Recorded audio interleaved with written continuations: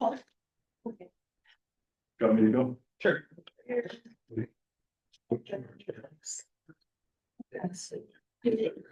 Brandon, you're not online to tell me if you can hear me. You can just say it. Hopefully it's working. Yeah. I can't get any thumbs up. Hold on, let me drive home. Yeah, drive home and, I'll be back in like 6 hours. well, hello, everybody. We are getting really close, aren't we? Sir. Woo. I don't know about you, but I'm excited, so. All right. We're gonna get started and we thought you've got a sheet in front of you with some kind of interesting questions. And we want to just have people go around and say who you are, say and pick one of those questions on there to share if there's something on there. Yeah. On the back side is this morning. There's more on the back side. I see. They're a little bit more interesting. So who would like to share? This is a little microphone that'll help us get the sound nice for the video. So, I'll go. all right, Pastor Paul. Paul Bolgren. On the trip, I'm your holy reverend, this. The question. This is a spoiler for the trip, but what's the most meaningful place of worship you've ever visited and why? And we're going to be there on this trip. When we go to Corinth, we're hoping weather and location provided to have an outdoor communion service because Corinth is the first place that communion is mentioned. The Apostle Paul in 1 Corinthians 11 talks about the Lord's Supper. It's the earliest reference we have to the Lord's Supper. And so we've done this on previous trips where there's this beautiful spot in Corinth where the altar is actually the capital of an old ancient pillar under a tree, and we're going to have communion out there. And it's just, when you think, this is where Paul was when he wrote wrote to the Corinthians about communion, and we're having communion. So for me, that's the neatest place I've ever had worship, and I'm happy to do it again. Yeah. You have a question? Any question you want? Anyone? Karen Baldwin, married to Paul Baldwin, and okay, what's your favorite travel snack you never leave at home? Dumb chocolates. Bring extras. Bring extras. Is there a certain color that you prefer? Dark chocolate. You like the red, the dark? Dark. All right. I'm Karen Davis. Bob and I are members here at St. John's. And I was going to choose the same story that Pastor Paul did. We were at Corinth 3 years ago and had communion at that very spot. And there actually wasn't a woman that observed our group and came and joined us. And it was very meaningful and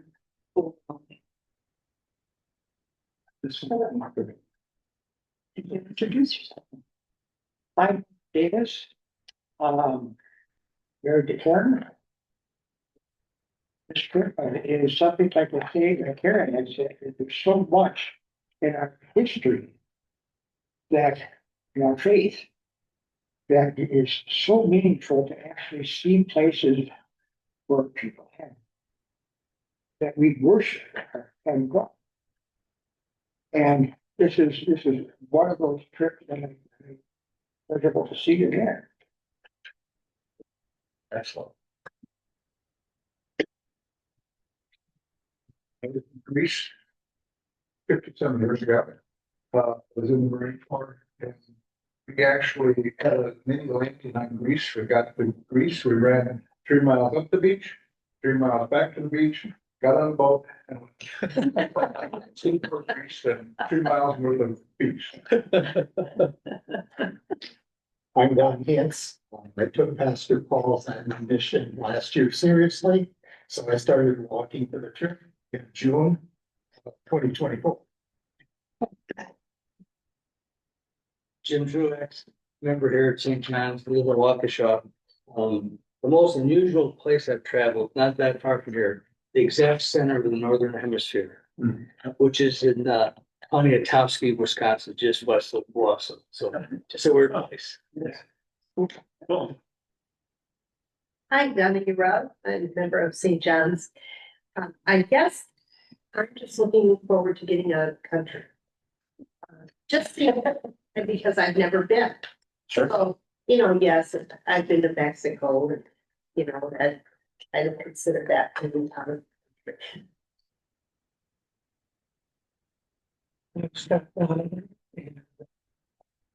Live in Cedarburg. Sort of Cedarburg. We are the members of the church where pastor was Paul Walker. We made it. Great guy, great guy. It's long been forgotten. Yes. So. The. The way to Damascus. Mhm. I'm Deb Donovan.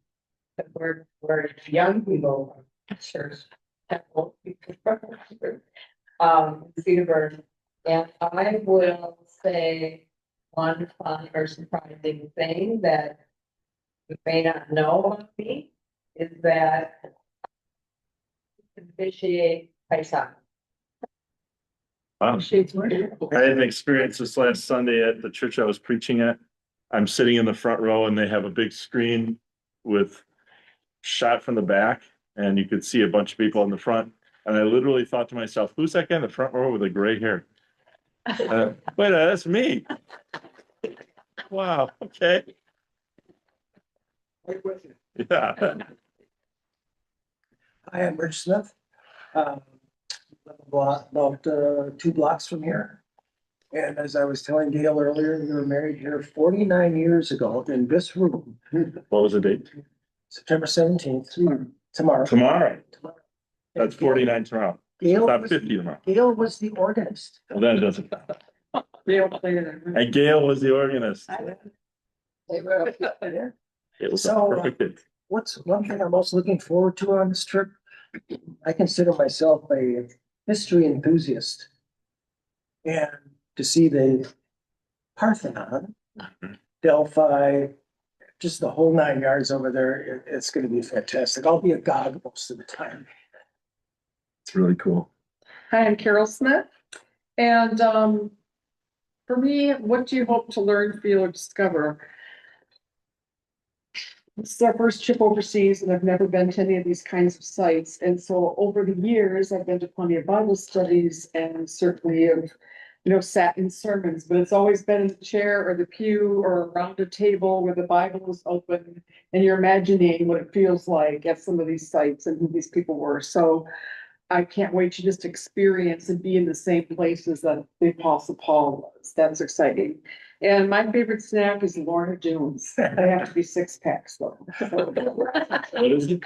Lorna Doone, the shortbread cookies, you can buy little packs of 6. So I was gonna ask, it was going to be one of my main questions if I could bring some. So I was glad. So you're bringing it up for everybody. Okay, I'll do the best. Sounds great. So I'm Rhonda Sodeman and my husband Tom and I were members at St. John's for about 30 years.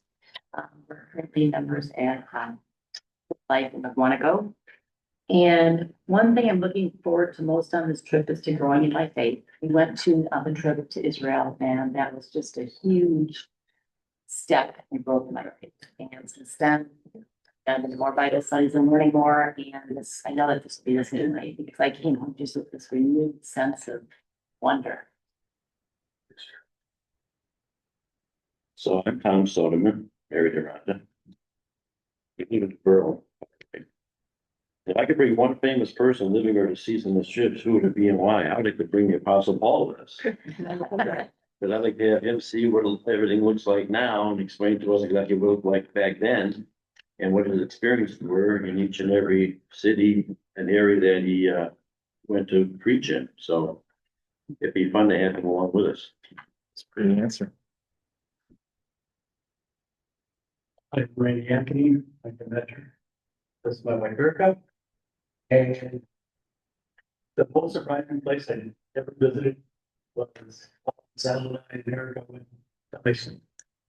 in your garden circles, we did a little certificate, telling you were there. And who would think you'd ever go to the art circle? So, That's cool. Very great.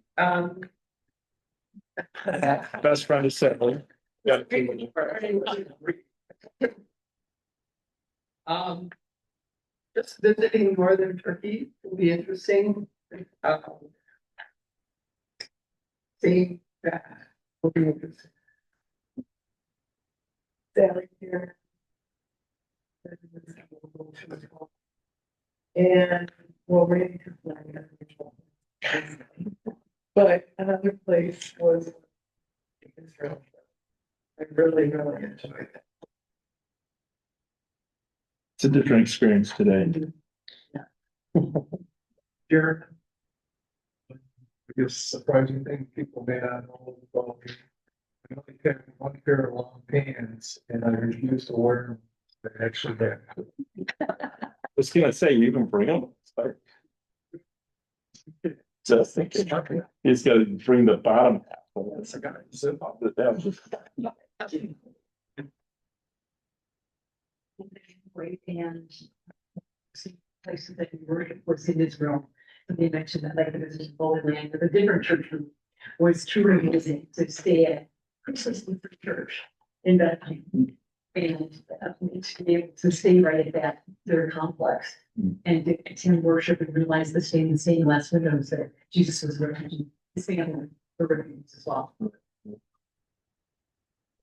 my name is Dennis Boyd, and the most unusual thing I've done is a little south up here.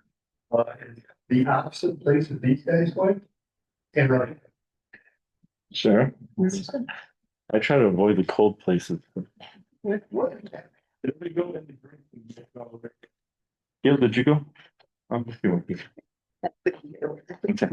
No, you can't. You know, Paul and Chris and I come at this from, it feels like we're always up here, but really, we're back with you, and you know that. And that's the beautiful part about these trips, is we're just all part of each other. And I think that for me has just been the biggest gift that I have ever had. When back in, oh gosh, what year did I walk into your office? 93. I went to Israel in the late 1980s, and I came home and I walked in Paul's office and I said, you have to go to Israel. And he said, well, even when I retire, I can afford to go to Israel. And I said, I know you can't wait that long. And so a friend of mine had a travel agency. I went and talked to her. And if I've told you this story, I apologize before. But we went, and that was the trigger that set me on this track when another pastor called me and said, hey, I understand you did Pastor Paul's trip to Israel. Would you like to do one for Fox Point? And I was like, holy cow. And it grew. And then there was Chris Mankey, and then there was, and I could just go through. But Chris and Paul have just found this combination that just works. And we are just all so comfortable with all of you, and it becomes family. And you just have this sense of, we've been there, done that, we've done it together before, we know you, and we look out for each other, and we share with each other, and that's the beautiful part about this whole trip too. And then Dale came into my life, and I said, guess what? Right. He wasn't screaming and kicking though. That was the good thing, right? Yeah. Chris Mankey, yeah, this is why I love bringing Gail along because, you know, traveling with Gail she always puts the nice finesse on everything. So, right? Usually when we need a good word, Gail comes in and it's just always a good word. So she does a wonderful job that way. And Paul is probably, I would say, maybe, will you turn red if I say this? I don't know. I would say one of the best theologians in our synod. So and I've met almost all the pastors, and I wouldn't want to travel with any other people. So it is really a great trip. I like that. I'd bring the Apostle Paul with. You know, who would I bring with? That's a great point. What would I ask him? You know, I don't know if I was thinking, what would I ask? I first thought, well, why? You know, what's his why? That's always a common phrase, you know. Simon Sinek coined that, you know, what's your why? But his why drove him to do so much and never stop, despite all the obstacles, despite all the troubles, despite jailing, despite near-death floggings, and you know, his why drove him. And so as we go into this trip, it's really how do we learn and grow in our faith, but be open to the Spirit teaching us and leading us, and you know, tapping into that sense of understanding Paul's why and all that he was about, and how do we learn from him in that. So I'm looking forward to going back and learning more and being refreshed in my own faith, and going to places you haven't been. and going to places I haven't been, you know. So that's always a wonderful thing, and experiencing different cultures that aren't ours, you know, understanding that the world is a smaller place than we know. I heard another phrase in a book I'm listening to right now. The phrase that it's later than you think. And, you know, kind of that life is short. And so how do we appreciate every moment? And so that's what this is about. Join me in prayer. Dear great and gracious God, thank you so much for this opportunity. Thank you for bringing us together as your people, as your family. Bless us as we continue to prepare and get ourselves, our hearts, our minds, our luggage ready. Help us to just really be ready to experience the footsteps of Paul and truly learn from him and from his teachings and his life and his ministry and his legacy, that we might all be touched by it and bring that back with us into our daily lives, so it really affects who we are and helps us to be more in line with what you want us to be. Thank you for this opportunity, and bless our time tonight. In your name we pray. Amen. That yours?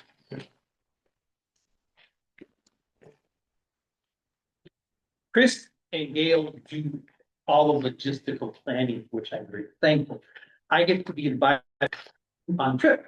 And so my job as we're traveling is to do my best to bring the places where we are visiting and the people who were part of those places 2,000 years ago alive for our own faith today. If I could ask the Apostle Paul a question, it would be this: what did Peter and James tell you about Jesus? Because we have to remember, Paul never met Jesus, except that light on the road to Damascus. He was a persecutor of the church, but he never met Jesus. But he tells us in his letter to the Galatians that after his experience, and we're not sure how long afterwards, probably a number of years, he went to Jerusalem and he spent 2 weeks with Peter, Cephas as he calls him, and Jesus's brother James. Now imagine what we'd love to ask Paul. Imagine what Paul wanted to ask them. He didn't know that. He wasn't there on Good Friday. He never heard Jesus give a story. He wasn't there on Easter. So Paul, as he did his ministry travels, is sharing the gospel from the perspective of the revelation he received, which he talks about in Galatians. But he also had a lot that he learned. In fact, when we have communion in Corinth, Paul in Corinthians, 1 Corinthians 11, he says, I share to you what was shared to me. So he was a student as well as an apostle. And as we go through this trip, visiting a number of the places where Paul was, we will be in Thessalonica, we will be in Philippi, we will be in Athens, we will be in Corinth, we will be in Ephesus. Paul traveled all around what's modern day Turkey. It was the Roman province of Asia. Galatia was a province in Asia, northern Turkey. When we're in Cappadocia, Cappadocia was one of those areas in the Roman provincial world of ancient Asia. And in the story in Pentecost in Acts 2, we hear about Jews from Cappadocia who come to Jerusalem. And my goal will be to share with you the scriptures. And on this trip, I'm going to spend a lot of time talking about Philippians, because it's my favorite book in the entire Bible. And I encourage you to read it, and it's only 4 chapters long. It's a good one to read, but I'm going to share a lot about Philippians. I'll be sharing excerpts from obviously 1st and 2nd Corinthians when we were in Corinth, from Ephesians, and Paul was never in Istanbul because it wasn't around Istanbul back then. But we'll work all these things about what Paul said and taught, the background of his letters, the parts of the story of the book of Acts, as well, especially chapters 16, 17, 18, and 19 are the chapters in Acts that tie into what we're doing. But each day, I hope, not sure it's going to work out every day, but when we get on the bus each day, I'd like to share a very brief devotions with you. And I'm going to talk about, the next one, these short little devotions, the people in Paul's life and letters. And many of these people you may have never heard of, which is what's so fun about this. Because Paul knew a lot of people, and some of them there's quite a bit on, others it's like 3 words. And so I'm going to share a little bit about these characters from Paul's letters. We're going to talk about Lydia, whom a woman Paul met when he first arrived in Greece in the city of Philippi. His first convert in Greece, in Europe, when he had his first ministry journey was all in modern day Turkey. But now he goes to Egypt. I'm going to talk about the wonderful story of Lydia. Going to talk about the next one, the Philippian jailer, because when Paul went to Philippi, he got in trouble. Paul was really good at getting in trouble. And he got in trouble. Interesting story how he got in trouble. Was thrown in jail. And something happened the night he was locked up in jail that had to do with the jailer who was there. A wonderful story. I'm going to talk about Euodia and Syntyche. That might be the theme of one of our devotions. 2 women who were members of the church in Philippi. And Paul's letter to the Philippians is a love letter. Paul loved the Philippians. They loved him. As opposed to the Galatians and the Corinthians who drove Paul nuts. And Paul's letter to the Philippians is wonderful about love, you love, love. And then he comes at the very beginning of chapter 4, and for 2 verses, he talks about Euodia and Syntyche. And they're having a snit with each other is what it sounds like. They're not getting along. And so Paul talks about not just these 2 fixing things up, but how the rest of the church can help this broken relationship. And I think Paul uses these 2 women to set up this magnificent chapter 4 in Philippians, which is my favorite chapter in the entire Bible. We're going to talk about when Paul goes to Athens. He never mentions Athens in his letters, but there's the story in Acts. And we're going to hear about Dionysius, the Areopagite, and Damaris, who are interesting characters about whom we know hardly anything. But what's interesting about them is they were some of the few people Paul was able to convert when he was in Athens. Paul was not always successful in his work, but with these 2, he was. We're going to talk about Priscilla and Aquila, 2 of Paul's dearest, closest friends, Jews who had to flee Rome in the year 49 AD when the Emperor Claudius kicked all the Jews out of Rome. They moved to Corinth. They were tent makers. And when Paul shows up in Corinth, he lives with them for 18 months. And he works with them because Paul never took money for his ministry work. He always supported himself, and he, by profession, was a tent maker. So we'll hear about this husband and wife and how important they were to Paul and the early church. I'm going to talk about Erastus. Erastus is mentioned in Acts, and he's mentioned in 2 of Paul's letters. And what's so interesting about Erastus is in Corinth. Now, the original is in a museum, but in 1929, archaeologists discovered a stone in the ground put there by a man named Erastus, who was a city official in Corinth, who out of his own money paved this huge open area with stone for people to walk on.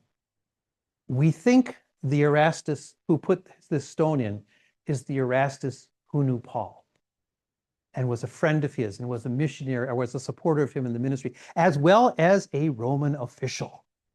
And I just think that's so cool to have the physical evidence of someone mentioned in the Bible. So you're going to hear about him one day. I'm going to talk about Apollos, who was another one of the apostles who traveled sometimes with Paul or who followed Paul around. Because again, when Paul goes to Corinth, he's not the only apostle who shows up in Corinth. We know Cephas perhaps was there, or at least was known there. Apollos was there. And where Paul says, I love this, it's in 2 Corinthians 10:10, I believe. He says, basically what he says is, I'm not much to look at, and I'm not much to listen to, but people say I write well. Paul was not a very good orator.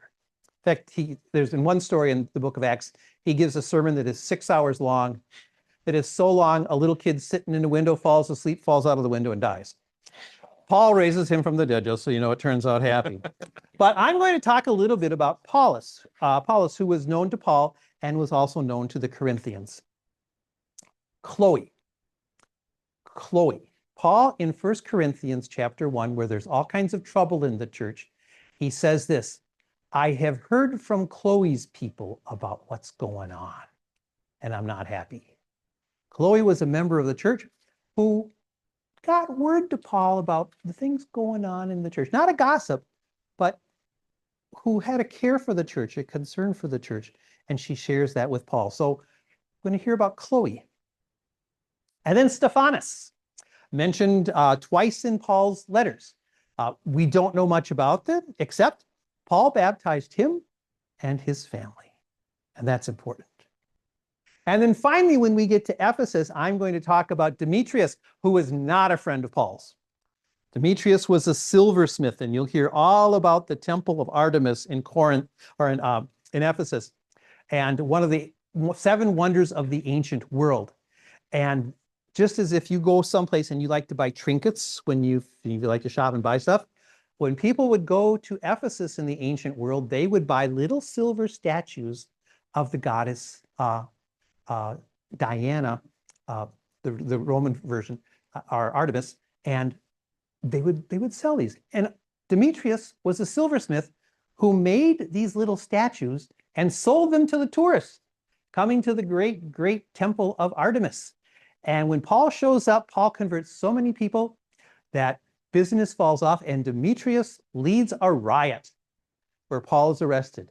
And so we'll hear about this guy, not a friend of Paul's at all. And as we go along, we'll hear about other people. But I just wanted to let you know that that's one of my goals on the trip, is to try and bring some of these people who are just a word in a book, maybe bring them alive a little bit and help them be personal to us as well.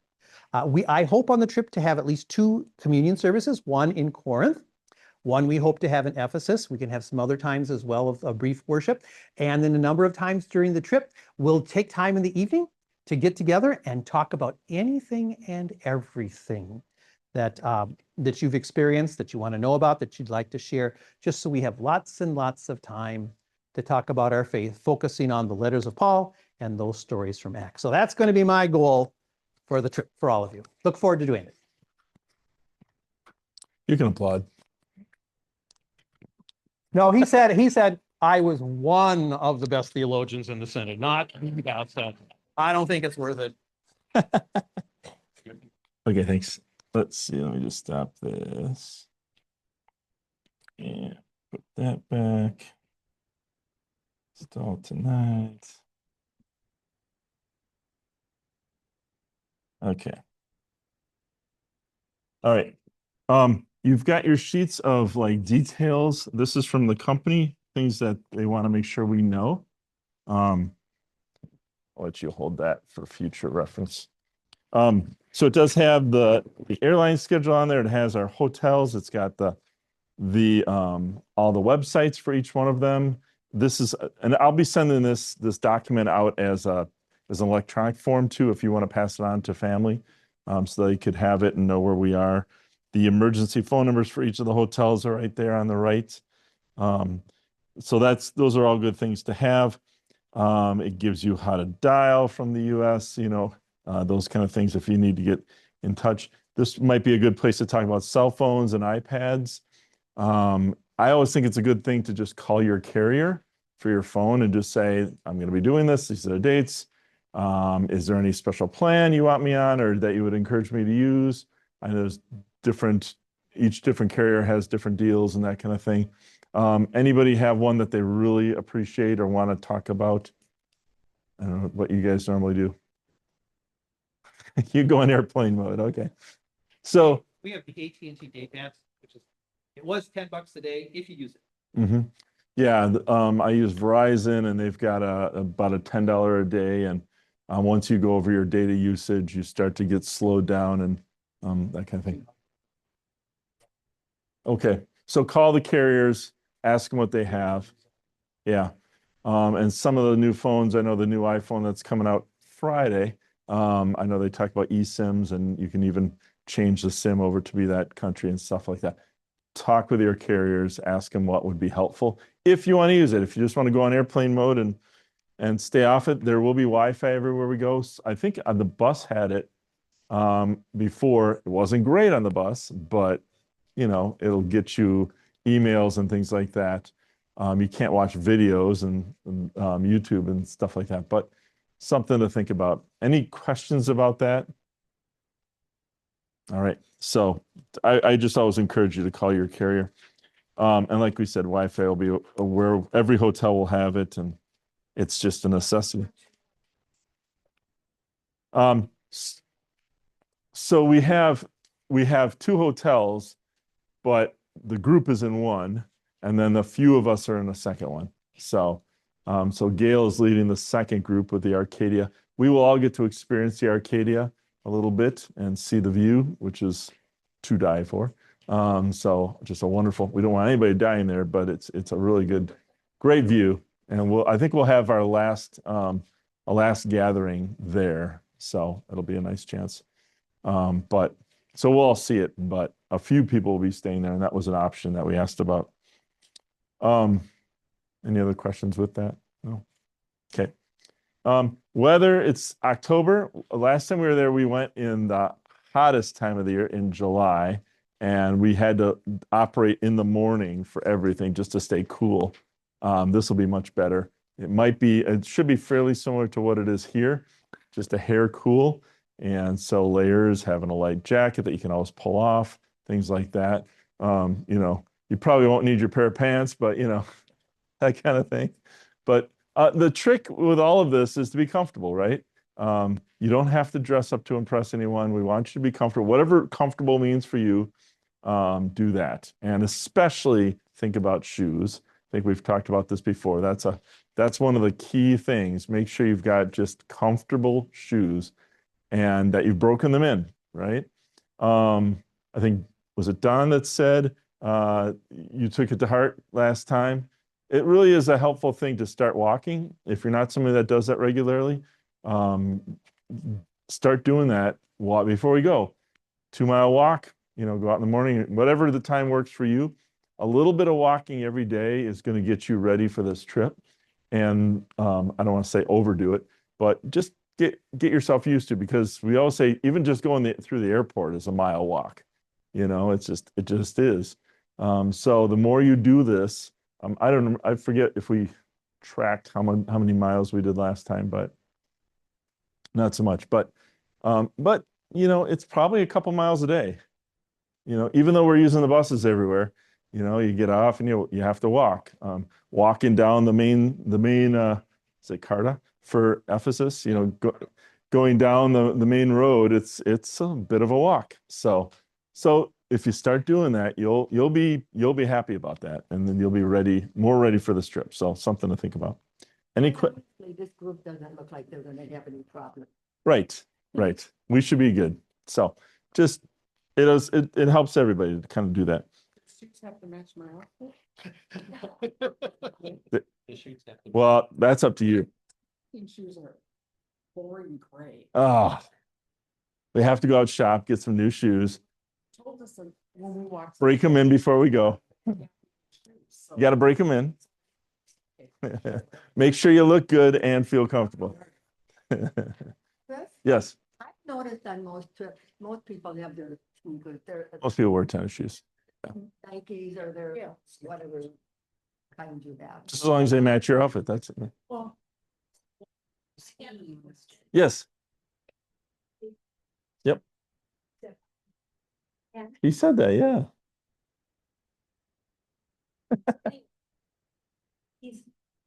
You need a different plug to. Yep. iPad. Yes. Yes. How about a hairdryer? Is a hairdryer every top? Typically yes, we can pretty much make that claim that almost, yeah, I always hate to say for sure. And then there'll be the one place we get to and we're like, where's the hairdryer? So we'll make sure you get the rooms without the hairdryer, right? No, there should be a hairdryer never. And the problem with hairdryers, Donna, is the problem with hairdryers is they pull a lot of power.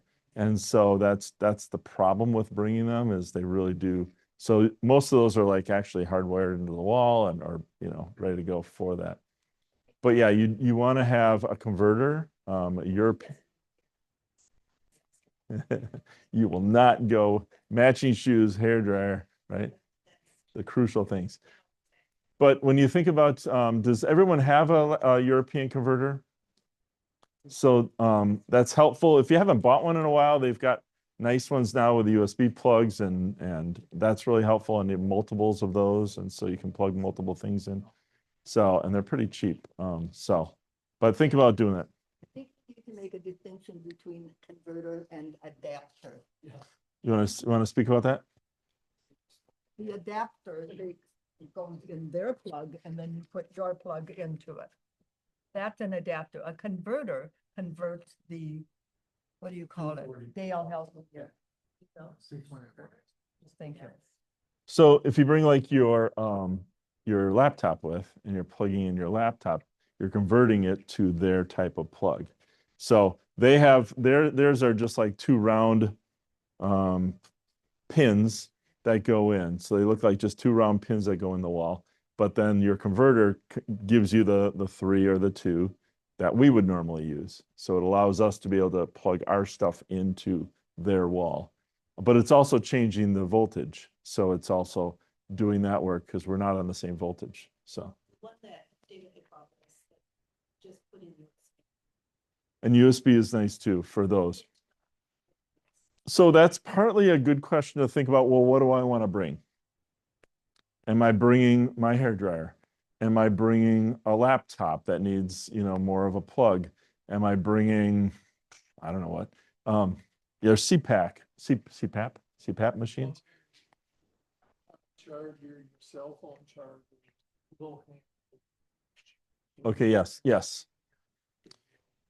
Right, the more modern technology. It's a DM220.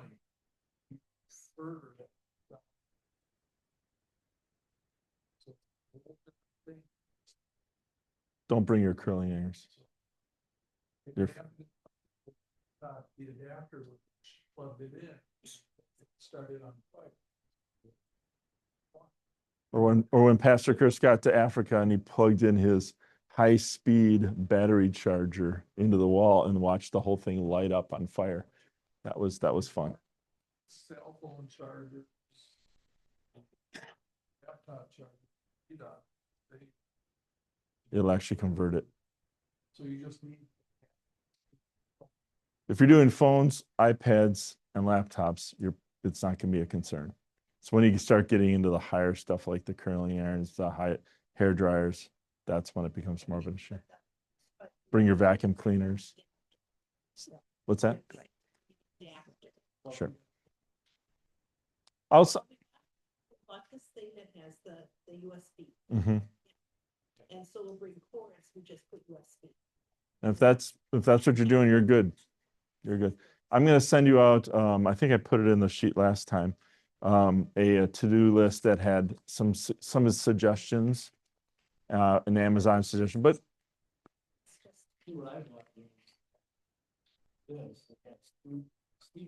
mm-hmm. Yeah, right. Yep. So partly it depends on what you're going to bring, what you want to do. If you're just bringing your cell phone, You're not gonna need much, right? If you're bringing lots of stuff. No, I'm a photographer. I bring lots of electronics. I'm doing video, so then it's like my suitcase is pretty much all electronics. So I've got 8 things plugged into the wall when I go to bed at night, charging everything. So that's just me though. Piece of luggage and then carrying out a piece of luggage. Yes. So on the sheet, so that goes into the packing, right? One thing is, remember, you do have to move this stuff around, right? So yeah, so think light. Try to pack. I mean, I'm not the one to say this because I always overpack. And I'm always thinking, oh, let's bring those extra pair of pants. And I never wear them. I'm like, why did I bring all this extra stuff? So try to pack light if you can. You have one main suitcase, standard checked bag, and one carry-on. And then you'll also have one backpack purse. And I don't think the CPAP machines count in any of that. I don't think that counts. So if you have something like that, but When you get on the plane, plus a carry-on? yes, yep. Luggage or like just like a. Bring a carry-on. Like I will have the full 55-pound checked bag. Then I will have a carry-on rolling suitcase, 4 wheels rolling, small rolling suitcase that you can put up. It's got to fit in the overhead. They've got in here the dimensions, and they also encourage you to check they give you the link to go and check if you want. And then you always are allowed to put something underneath the seat in front of you. Typically a backpack, some people want to do a nice bag, women like a bag/purse, but it's up to you what you want to carry. So that would go underneath. Those would be the 3 things. So, okay. Yeah. Yeah, if you're really worried about 55 pounds. Yep. The nice thing about traveling as a group, they recognize that, oh, the person in front of you was 20 pounds, even though you're 58 pounds, and they kind of go, you're fine, So some of that happens, but you don't really want to carry super heavy stuff. So, but if you have a scale, or if you have one of the fish hook scales that you put it on, and I'll bring that with that morning. And if somebody's really worried about it, we can do that. So, all right. It's usually the chocolate that really weighs a lot. So.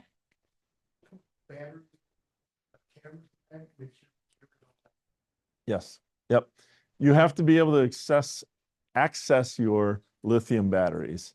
So, like my camera has lithium batteries, so you want to have access to those. So those would typically be in that small suitcase that you're bringing on to check. So things like that. Yeah. Something about locks for suitcases. Mm-hmm. I don't either. Sometimes I've got little combination padlocks that are for like a backpack. If you're worried about it, you're at an outdoor and you want to lock it to your chair, for whatever reason, or you want to lock it completely so that someone can't come along as you're walking and behind you and undoing yours. Which brings up a great point. Did we cover the whole suitcase thing? I think we did. Okay. Okay. And feel free to stay afterwards if you have more questions on things, or call us. You've got the note card, so you're ready to go. But I'm going to try and send out a couple videos on pickpocketing and safety. I mean, we're traveling. We're in some of the most tourist-friendly but tourist-visited places in the world. Athens is one of those places, and they for sure have pickpockets there. It's not a question. They're around, and they are experts, and they're not gonna, So what are those little things to be watching for when someone comes up to you and is like, "Oh, I have a question for you. Could you talk to me?" They're really trying to distract you so the 3 friends can come behind you while you're like, "Oh, you're a little close," or "I don't know. Why are you asking me?" And then pretty soon you're like, "Where did my wallet go?" So what are those techniques that they would use so that you can start to say, don't, as someone's doing this, I'm like, who's behind me, what's going on? And so thinking about it's just having in your mind so that you don't just set your wallet on your table as you're eating out in an outdoor outdoor restaurant, which is a great place where they can come and just kind of walk by and just walk away. And suddenly you're like, all my money's gone, my credit card. So I'll send you a couple little links like that, but Do you usually wear their wallet like in a front pocket then instead of the back? I don't, but if you're comfortable doing that, sure. They've got all of those kind of things. They've got the passport holder and all that stuff. I don't. I usually have my backpack, but usually, yeah. But it's whatever you're comfortable with, but it's you thinking about yourself. Where's my stuff? How am I keeping track of it? Did I just leave my backpack way over there and I walked away? It's just thinking about it. And this is the other beautiful thing about who we are. We're traveling as a group, right? And it's important for us to understand that we are a group. We're thinking about each other. So as you see somebody that's walking along and they're doing this thing, they're fanning out their money and they're like, how much money do I have? And they're like, what are you doing? Put that away. We're looking out for each other and kind of saying, let's do this differently. Or you're Chris, your bag is hanging open as you're walking along. You didn't zip it up. Oh, geez, thanks. So helping each other out, reminding about things, keeping track of people, all those stuff can be something that can be really helpful for us traveling in group. So we're thinking about each other. We'll also do a little trick that I've used.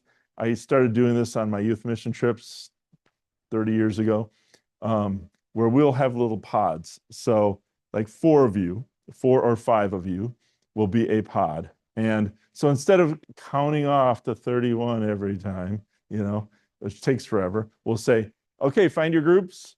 And you just have to go, I got our 3. Okay, yep, we're here. And do we have our groups? Yes. And there'll usually be one that's like, we're still looking for one. Okay, we don't have everybody, but so how do we keep track of each other? And if you do it that way, it goes really fast. And so that's one little trick for us. So, okay. Did I hit all the question there? I think I did. Okay, moving along. The encouragement to, I always say, if you have something that that makes your day right. So I don't know what that is for you. What was it? Shortbread cookies? What was it? Oh, is yours? What was it? What are those called again? Dunes. Lorna Doones. Yeah. I know it's shortbread cookies. I'm excited to try a Lorna Doone. But oh, now you're really selling it. Okay. You had me at Lorna Doone.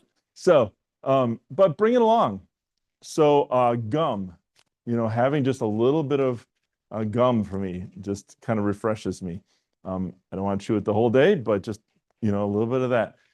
Chocolates, Dove chocolates. That's one of my favorites, What are those things that help you out, help you to have a little, bring it along. We're in a place where you can buy lots of stuff. There's going to be lots of wonderful things for us to buy. So it's not like you're going to go without. I mean, going to Tanzania, that starts to become like, I can't find my favorite thing, but here you'll find it. But if you need it, just bring it. So I also tell the story of if the trip will stop for you, if this happens, think about that and be prepared for it. So the story that we had in El Salvador was one of the gentlemen, first morning we had just gotten there, he comes out and he goes, well, it happened. My one pair of glasses got stepped on. I have no glasses. I'm blind as a bat. And we're all like, oh my gosh, this is terrible. And we're starting to try and problem solve. Can we call his wife? Can she FedEx new glasses down? And we spent there probably an hour talking about that. And pretty soon, I think his son came out and goes, were these the glasses you stepped on? And he's like, yeah. And he goes, these are your readers. And he's like, what? And he goes, these are your glasses. He couldn't even see that he had stepped on the wrong glasses. Then it was like, oh yeah. If you need a second pair of glasses, you might want to bring it with, right? What are those things that like, ooh, this would be a problem if I didn't have this, which kind of goes along with money. We probably won't encourage you to go out and get euros and get a, lira or anything like that. You could, if you've got some laying around, you want to bring it, sure. If you want to get a little bit, sure. But most people really are using credit cards nowadays. Now, if you lost that one like I did yesterday, the credit card, would it be helpful to have a second one? If that one gives you trouble, would it be helpful to have a second one? and talking to those companies and just saying, I'm doing this. I don't want any hassle. Make sure you know, give them a call. So something to think about. All right. Any questions about that? Any other things that you'd say about that, or people that travel a lot would say about that? Yeah. And using a full credit card and not a debit card, which is attached to your. Okay. Yeah. Yeah. So there you go. They can at an ATM. Want it for an ATM. Like euros. And then don't put your life savings into that debit, into that credit, into that bank account. Automatic. Start to get it back. Yeah. Right. Right. Yep. It's a good point. So yeah, if you do bring it, it's not bad for ATMs, but also don't have a huge amount in case you lost it. Yeah.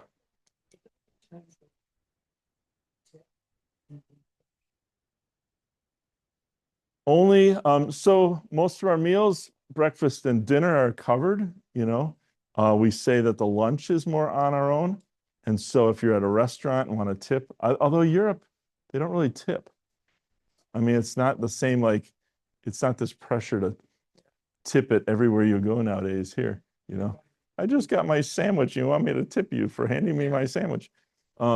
So our tips for the trip, normally, we've done it before where we did all our own tips, you know, the tour guide for every city, the bus driver, each of the hotels. There's a whole list of tips you would normally do.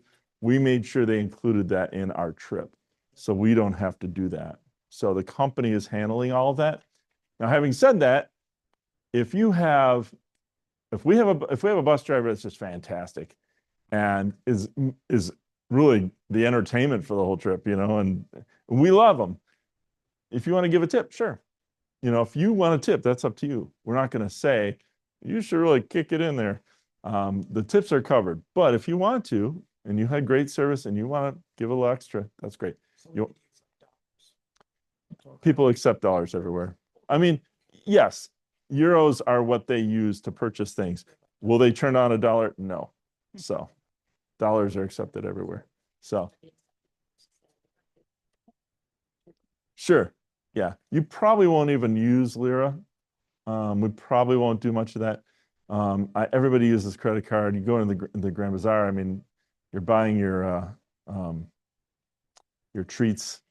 You know, you're going to be able to purchase everything you want. So even the Turkish rugs.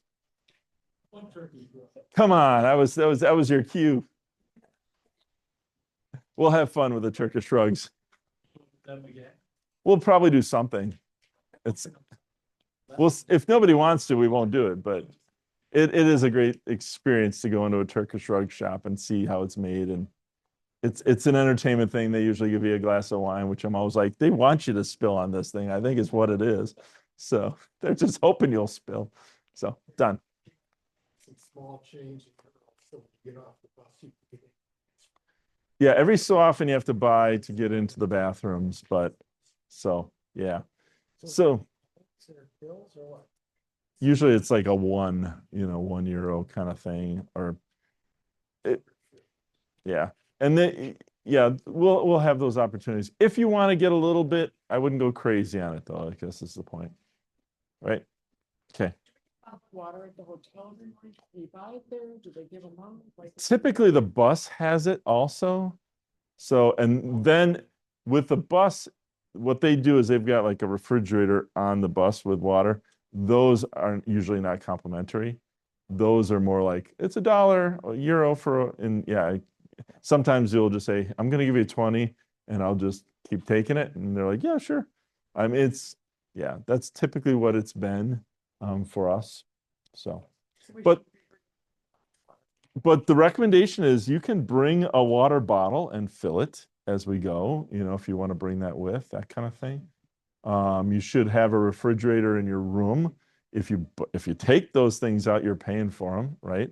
There are, you know, those kind of all the stuff in there, but you could put your own water bottle in there, get it cool. So, right. Yep. Yeah, often there's those filter water stations. So, but if you want to bring some sort of bottle to just fill up your own and bring it with, we're going to have opportunities to get water. Some of that you will have to purchase. So Okay. Jump in if you want to say anything. Do you want to talk about the shuttle? Yeah. I'll Good talk- chance for you to do that. Okay, so, 23 people signed up for the shuttle. And I think, whoops, oh, do we need that? Oh, yeah. Okay. For those that weren't here today. Oh, okay, all right. Donovan, you're not doing the shuttle, correct? Is anyone else in here not doing the shuttle? Okay, so you're all doing the shuttle, okay. The shuttle will pick us up here. You can park in the parking lot. No problem, park down at that end of the parking lot so that you're not in the way of the Sunday morning activity. The church will be open. You can come in and go to the bathroom or do whatever you need to do before we get on the bus. The bus timing is not dyed in wool, but I'm going to say plan on being here at 7 a.m. It might be 7:30, but plan on 7 a.m. for now.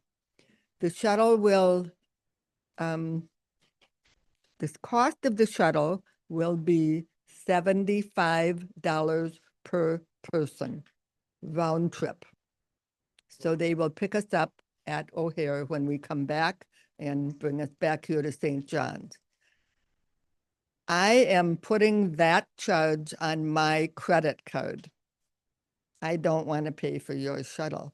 So I'm going to send out, we'll send out an email. And if you just send me an email or a check whenever, I'll give you my address and send me a check for your shuttles. So for couples, it'll be $150. No, this is a different thing. So No.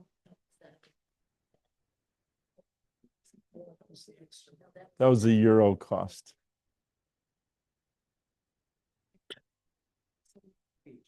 Yeah, 75 per person. Yeah, round trip. You're welcome to just meet us at O'Hare if you want, but if you want us, we did a shuttle, so that makes it easy, and we can park here and the whole thing. So. Yeah. Huh? You do Venmo or Zelle? Sure.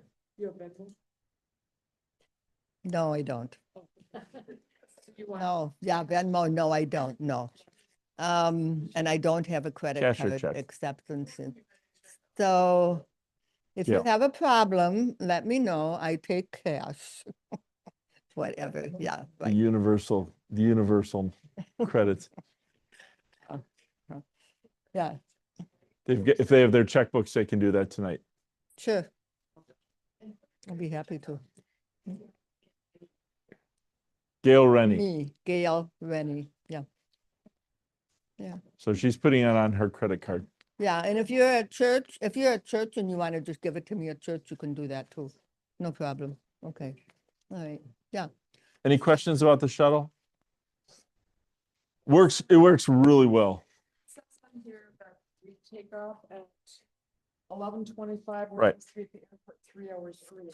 Correct. So we want to be there by 8:30. And so we're just being safe by saying 7 o'clock. And I think right, yeah.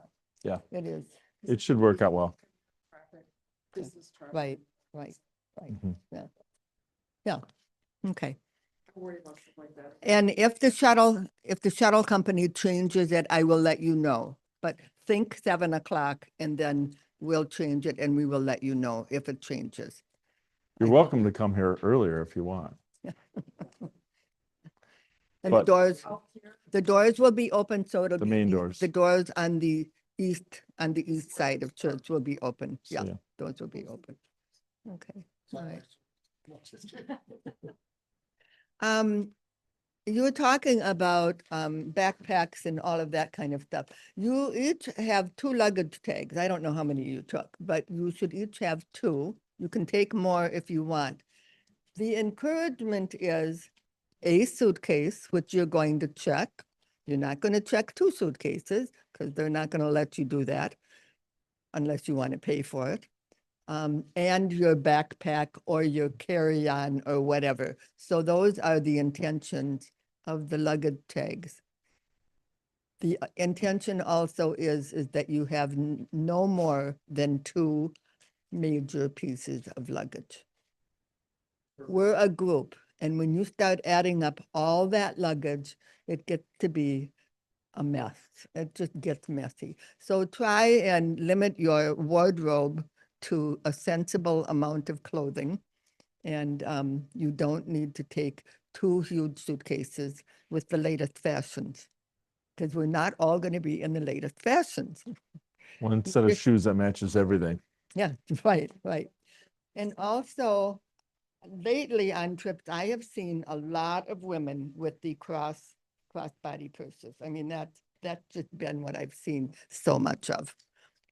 So I think your backpacks are great until you're walking around in a crowd. If you want to switch it and hang it in front, you can do that, but that's not very comfortable. Okay. Is there anything else I'm supposed to cover? Oh, one thing we always say is this is your trip. So if on the trip you're like, I don't want to go today, I just want to hang back at the hotel, I just want to walk around on my own, it's your trip. So you're welcome to do that. So, and let us know how, we need to know that if you're going to stay back, so we're not worried about you.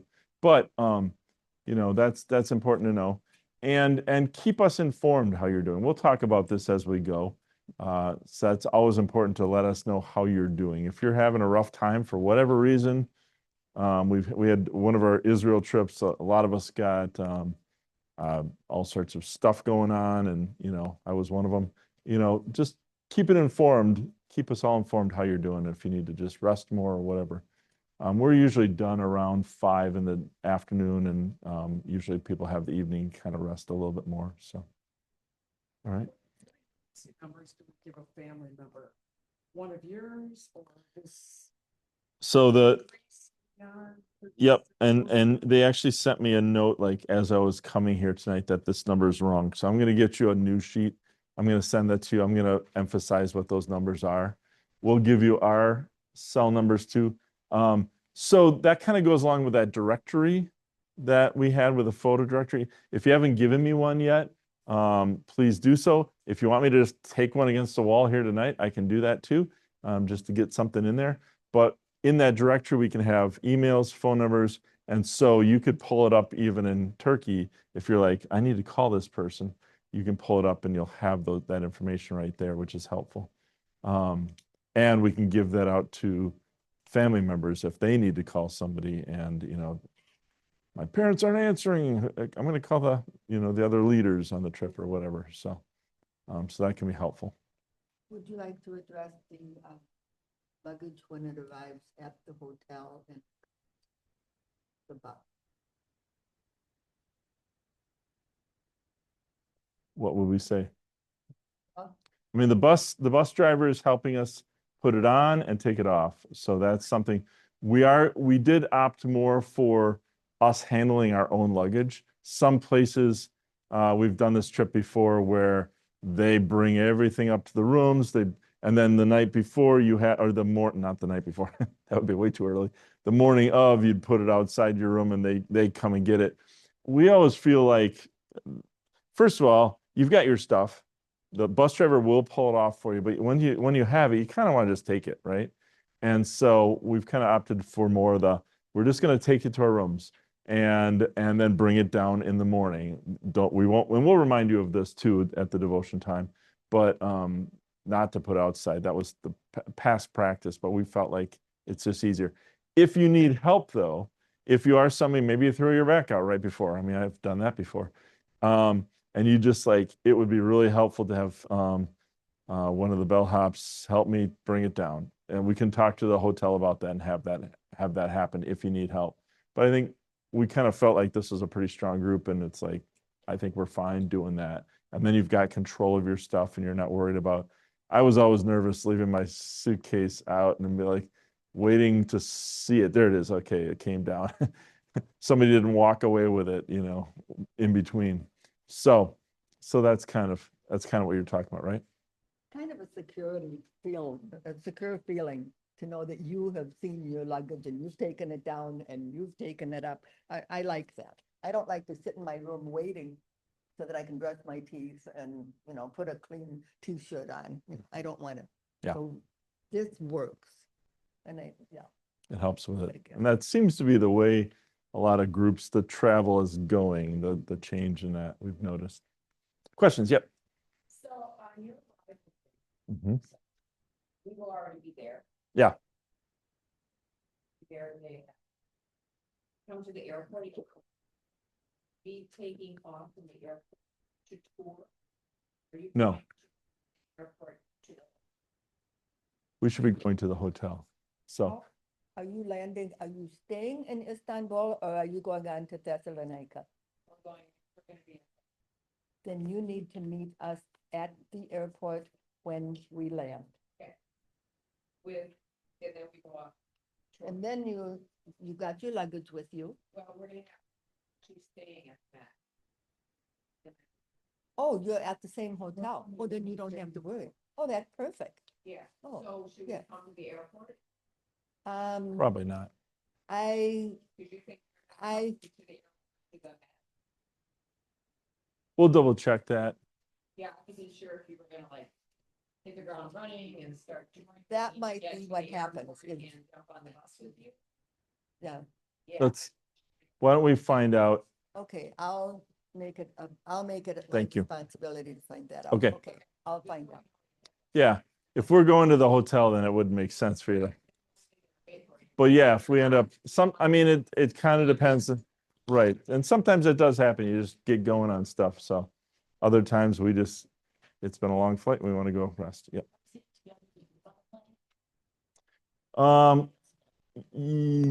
Yes.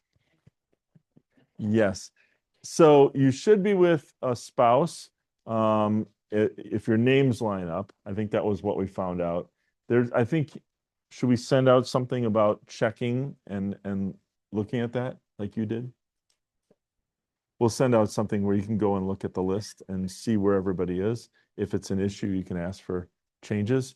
One thing we've done in the past is it hasn't always lined up perfectly, and people that wanted to sit together were separated.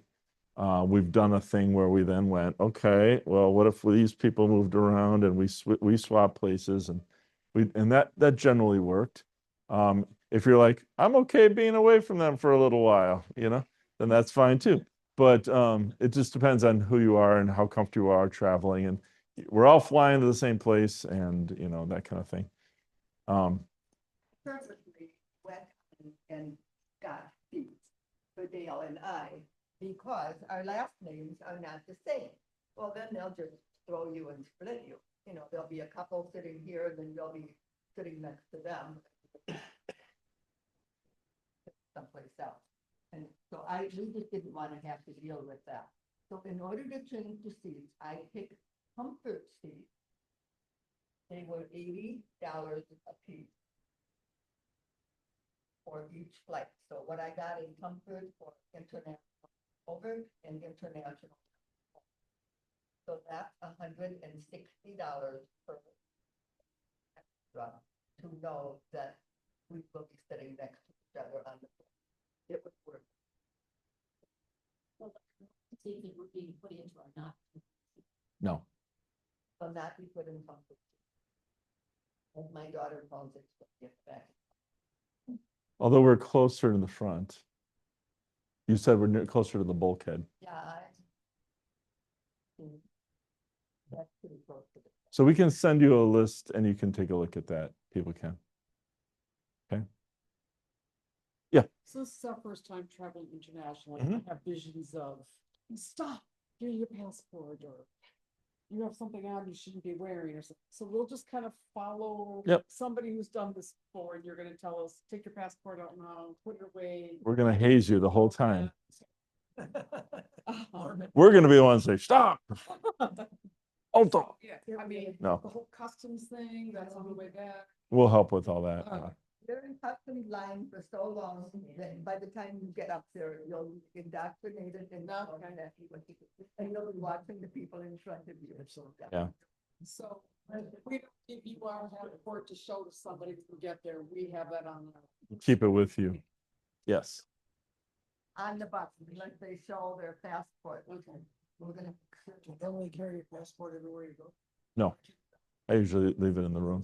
I do, but others don't. Others want to keep it with. I don't know what you guys do. Leave it in the room. Yeah. Randy. Okay. Sure. Yep. Yep. And you've communicated that to Ami? Okay, good. If you have global entry, you can communicate that to Ami and they'll let you do that. Okay. So when you have it, call Ami and give that to them. Yeah. Sounds good. Good idea is to put your hotel list in your luggage. If you get lost, they know what to tell you. Hopefully, they'll get it. And also a copy of your passport page, the photo page in the luggage. Yes. That's another way for them to identify whose it is. Will they take that? You couldn't use it in place of your original, but if your luggage got lost, that can be helpful. So. And do the customer service staff at the hotels all speak English? Yeah. We will not have a problem with English. Yeah. I mean, as long as we speak English pretty well. I mean, it's sometimes questionable for me, but what, any other questions? Don't want to keep you too late. Sally.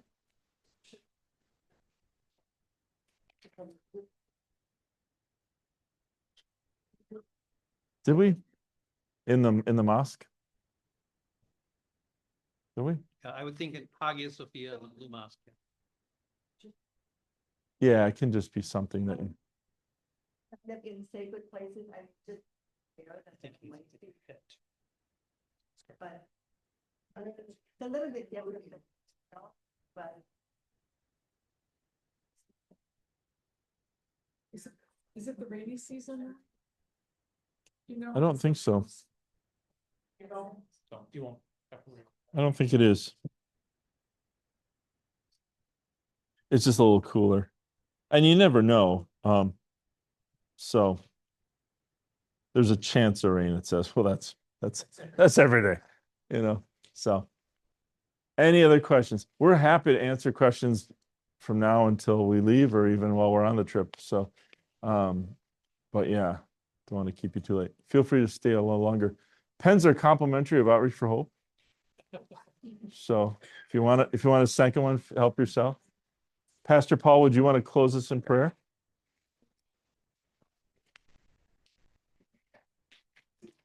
All right, let's have a closing prayer. Heavenly Father, in 36 states, you're offering. We pray that you will bless us on this pilgrimage of faith, that we will make new friends in our group and outside of our group, that we may share wonderful stories, wonderful experiences, and above all, that the truth of Jesus Christ as proclaimed by the Apostle Paul may come alive to us in newer, deeper, and better ways.